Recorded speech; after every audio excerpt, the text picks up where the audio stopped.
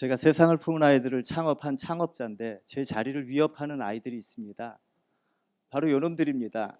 얼굴의 모양은 저렇지만 사실 장애가 있는 건 아니고요. 이 아이들이 자기들 때문에 세상을 품은 아이들이 탄생했으니 자기들이 창업자라 이야기하면서 공동 창업자의 권리를 주장하고 있습니다.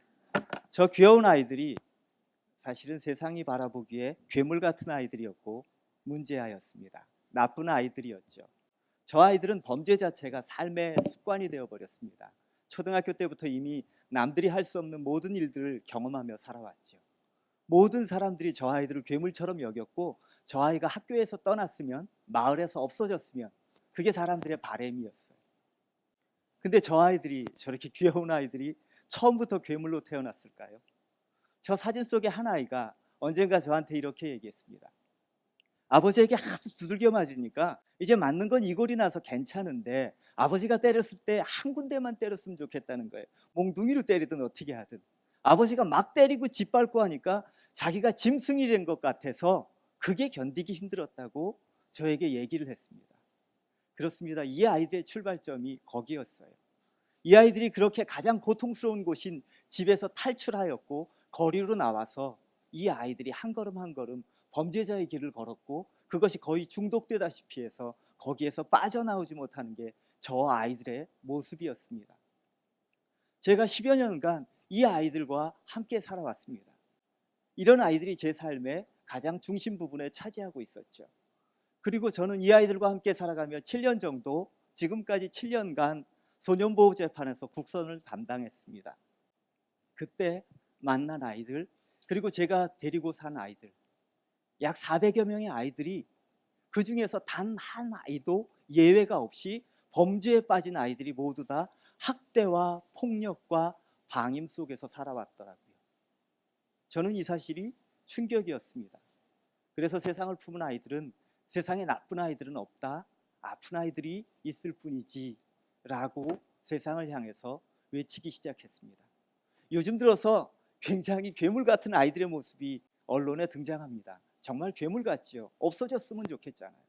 근데 그 아이들의 뒷모습, 그 아이들이 거기까지 오기까지의 과정을 보면 전혀 다른 모습, 우리가 상상할 수 없는 모습이 있습니다. 사람들은 그 아이들을 보며 처벌이 필요해요. 소년법도 없애줘. 이런 얘기들을 하고 있습니다. 예, 좋습니다. 처벌도 필요하고요. 이 아이들이 깨닫고 용서 구하며 반성의 삶을 살도록 우리가 이끌어줘야 합니다. 그러나 그보다 더 중요한 건 이 아이들이 그 범죄에서 떠나서 건강한 이 사회의 구성원으로 돌아올 수 있도록 우리가 도와야 한다는 거예요. 끊임없이 범죄의 삶에 남아있는 것이 아니라 그곳을 떠날 수 있도록 우리가 도와야 한다는 거죠. 근데 우리의 현실은 어떻습니까? 요즘 들어서 범죄 숫자가 줄어드니까 청소년 범죄가 2013년 기점으로 해서 점점 줄어들고 있어요. 근데 그건 세상이 좋아진 게 아니고요. 청소년 인구가 급격히 감소하면서 생겨난 자연스러운 감소 현상입니다. 그런데 문제는 청소년 범죄 영역에서 재범률은 증가하고 있습니다. 범죄에 들어선 아이들이 범죄를 멈추지 못하고 있고요. 청소년 범죄가 강력 범죄화 돼가고 있어요. 그리고 범죄의 연령이 저연령화되고 있습니다. 이게 무엇을 얘기해 주는 겁니까? 이것은 우리 사회가 이 아이들을 다시금 회복시키고 건강한 사회 구성원으로 돌이키는데 아무런 능력이 없다, 무능하다, 무력하다를 얘기하는 거겠죠. 저는 그런 세상 속에서 이 아이들과 함께 살아가면서 수많은 실패를 거듭했습니다. 너무나 많은 실패들을 거듭했어요. 그 속에서 한 가지 깨닫게 된 것, 이 아이들은 안 변하는 게 아니라 못 변하는 거다라는 사실을 알게 됐어요. 변할 마음이 있는데 변할 수가 없는 거죠. 반복된 실패 속에서 실패에 익숙해진 그 삶 속에서 이 아이들은 변하지 못하고 있는 거였어요. 그래서 이 아이들이 어떻게 하면 변할 수 있을까? 인격적 신뢰자들이 이 아이들이 실패할 때마다 손잡아 일으키고 격려하고 다시 시작할 수 있도록 발굴해서 자립의 모든 과정을 함께하는 그 모델을 실패 속에서 만들기 시작했습니다. 여러분, 건강한 청소년들, 그 아이들에게는 건강한 가정이 있습니다. 지지와 인정, 격려 속에서 건강하게 자라죠. 범죄 청소년들의 가정은 어떻습니까? 무관심이 있고 방임이 있고 심각한 학대, 깨어짐, 그들의 삶 속에서 안정이란 없습니다. 그들을 지지해 줄 사람이 없어요. 그래서 저희들은 유스 캠퍼스라는 저희 모델 속에서 그 인격적인 지지 그룹들, 선생님들, 지지는 모든 사람의 하나의 틀들을 만들어 나갔습니다.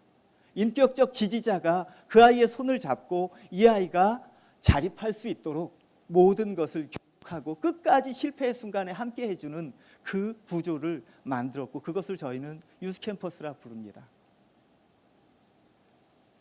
그 속에서 아이들은 매일매일 가랑비에 옷 젖듯이 회복적 생활 교육을 받습니다. 서로를 존중하고 존중받으며 사는 삶을 하나하나 배워가는 거죠. 다르게 생각하고 행동하는 법들을 일상 속에 배워가요. 그리고 모두가 서고 싶은 무대에 아이들은 섭니다. 그 무대 속에서 모든 과정에 작품을 만드는 과정 속에서 아이들은 자신을 보고 치유를 얻게 되죠.